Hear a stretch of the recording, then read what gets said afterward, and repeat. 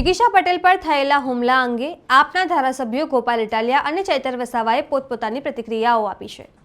નમસ્કાર, હું છું ચંદ્રિકા પુત્ર નિરાલી। આવો સાંભળીએ તેમણે શું કહ્યું।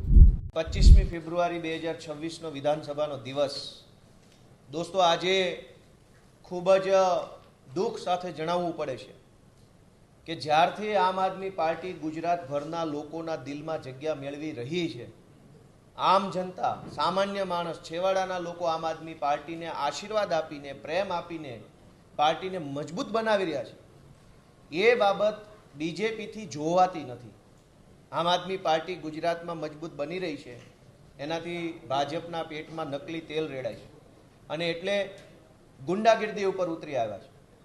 થોડાક દિવસો પહેલાં આપે જોયું કે અમારા નેતા યુવરાજસિંહ જાડેજા જીવના જોખમે એમણે ભૂંડ અને ગાયના માંસવાળા દૂધનો પર્દાફાશ કર્યો। એ પણ ગુજરાતની અંદર પેદા થાય છે। ભૂંડ અને ગાયનું માંસ નાખી, યુરિયા ખાતર નાખી, ઝેરી કેમિકલવાળું દૂધ બનાવી ગુજરાતના વિવિધ દૂધ સંઘોમાં ભરનારા માફિયાઓનો પર્દાફાશ યુવરાજસિંહે કર્યો। એ પર્દાફાશ કરતી વખતે એમના ઉપર જીવલેણ હુમલો થયો, પરંતુ પોલીસે આજ દિવસ સુધી ફરિયાદ લખી નહીં।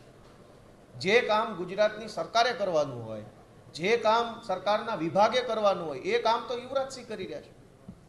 યુવરાજસિંહને એવોર્ડ આપવાના બદલે, સન્માનિત કરવાના બદલે એમના ઉપર હુમલો કરનારા માફિયાઓને ભાજપની સરકાર છાવરે છે, એ બહુ દુર્ભાગ્યપૂર્ણ છે। અને જ્યારથી આમ આદમી પાર્ટી, મેં કીધું એમ, મજબૂત બની તો હુમલાઓની રાજનીતિ ચાલુ થઈ। ગઈકાલે ગોંડલના અમારા આમ આદમી પાર્ટીના નેતા જિગીશાબેન પટેલ ઉપર મહિલાઓના ટોળા દ્વારા હુમલો કરાવવામાં આવ્યો। ત્યાં ગોંડલ નગરપાલિકા વિસ્તારના કેટલાક પ્રશ્નોને લઈ આમ જનતાએ જિગીશાબેનને રજૂઆત કરી કે અમારા મત વિસ્તારમાં, અમારા વિસ્તારમાં આ પ્રશ્ન છે, તમે સાંભળવા આવો। સામાન્ય જનતાને ભાજપના માણસોથી કોઈ ઉમ્મીદ, અપેક્ષા નથી, કેમ કે ભાજપના માણસો કામ ઓછું અને ગુંડાગીર્દી જાજી કરે। સભાગૃહના માધ્યમથી આજે અહીંયા જ્યારે આપણે સૌ મળી રહ્યા છે, ત્યારે મારે દુઃખ સાથે કહેવું પડે છે કે આજે ગુજરાતના 30 વર્ષના શાસનમાં બેફામ બનેલા એમના નેતાઓ, એમના કોર્પોરેટરો દ્વારા આમ આદમી પાર્ટીને જવાબ આપવાની જગ્યાએ એમના 30 વર્ષના શાસનમાં એમણે જે ભ્રષ્ટાચાર, ભય, ભૂખ ફેલાવ્યું છે, એની સામનો કરવાની જગ્યાએ આજે હુમલાઓ કરાવી રહ્યા છે। તમને બધાને ખબર છે, અગાઉ અમારા યુવા નેતા યુવરાજસિંહ જાડેજાએ જે નકલી દૂધ જે ડેરીમાં ભરવામાં આવે છે, ડેરીના પુરાવાઓ પણ આપ્યા, વિડીયો આપ્યા, ફૂટેજ આપ્યા, બધું જ આપ્યું, તો એમના પર કાર્યવાહી કરવાની જગ્યાએ બસ માત્ર દેખાડા કરીને આ ગુજરાત સરકારના પોલીસ તંત્રએ એમને જતા કર્યા। એ જ પ્રકારે ગતરોજ જિગીશાબેન પટેલને ત્યાંના સ્થાનિકોએ કીધું કે અમારી આ સમસ્યા છે। જિગીશાબેન પટેલે ત્યાંના કોર્પોરેટરને ફોન કર્યા કે આ પ્રકારની તમારા વોર્ડમાં સમસ્યા છે અને આપણે જઈને એનું સમાધાન કરી આવીએ, તમે પણ આવજો। તો એ કોર્પોરેટરે ત્યાં અસામાજિક તત્વોનું એક ટોળું ઊભું કરીને અને જિગીશાબેન પટેલની ગાડીના કાચ તોડી નાખ્યા, એમના પર જાનલેવા હુમલો કર્યો અને અત્યાર સુધી પોલીસે એફઆઈઆર નથી કરી।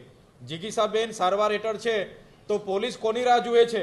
એક બાજુ આ લોકશાહી દેશના ધારાસભ્યને તથાકથિત સામાન્ય બાબતમાં એટીવીટીની મિટિંગમાં કાચનો ગ્લાસ માર્યો એમ કરીને એફઆઈઆર થાય એના પહેલાં ધરપકડ કરી લેવામાં આવે છે।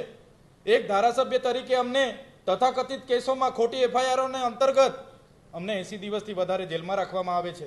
અને અમારા જે જિગીશાબેન પટેલ પર જ્યારે જાનલેવા હુમલો થયો તો પોલીસ કોની રાહ જુએ છે? કેમ એફઆઈઆર કરતી નથી? તો તમે આ વિશે શું વિચારો છો? કમેન્ટ કરીને જણાવો। અત્યાર માટે બસ આટલું જ। સમાચારને લગતી વધુ અપડેટ્સ માટે અમારી વેબસાઇટ www.gujaratplus.in પર પણ માહિતી મેળવી શકો છો। ધન્યવાદ।